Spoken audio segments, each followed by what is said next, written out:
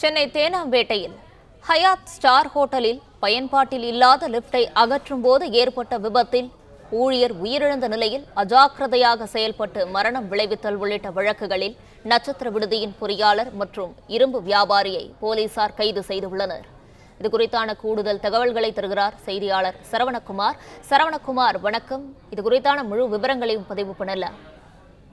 தேனாம்பேட்டை அண்ணா சாலையில் இயங்கி வருகிறது பிரபல நட்சத்திர விடுதியான ஹயாத் என்ற நட்சத்திர விடுதி. இந்த விடுதியில பயன்பாட்டில் இல்லாத ஒரு பழைய லிப்ட் ஒன்றை அகற்றுவதற்கு அதற்குரிய நிறுவனங்களை அணுகாமல் பழைய இரும்பு வியாபாரி ஒருவரை இந்த ஹோட்டல் நிர்வாகம் அணுகியதாகவும், அதன் அடிப்படையில பெரியமேட்டை சேர்ந்த இந்த இரும்பு வியாபாரம் செய்யக்கூடிய அப்துல் காதர் என்பவர் 3 ஊழியர்களை பயன்படுத்தி அந்த பழைய லிப்டை அறுத்து அதை எடுத்துச் செல்லக்கூடிய பணியில நேற்றைய தினம் ஈடுபட்டிருக்கார். அப்பொழுதுதான் இந்த பழைய லிப்ட் அருந்து விழுந்ததுல ஷியாம் சுந்தர் என்ற 37 வயதான அந்த ஊழியர் அந்த லிப்டின் அடியில் சிக்கி அவர் உயிரிழந்து விட்டார்.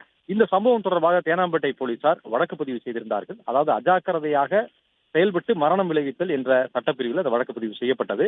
அதற்கு அந்த நட்சத்திர விடுதியினுடைய முதன்மை பொறியாளரான காமராஜ் மற்றும் இந்த பணியை ஒப்பந்தம் எடுத்த அந்த இரும்பு வியாபாரி அப்துல் காதர், இந்த 2 பேர் மீது வழக்கு பதிவு செய்யப்பட்டது.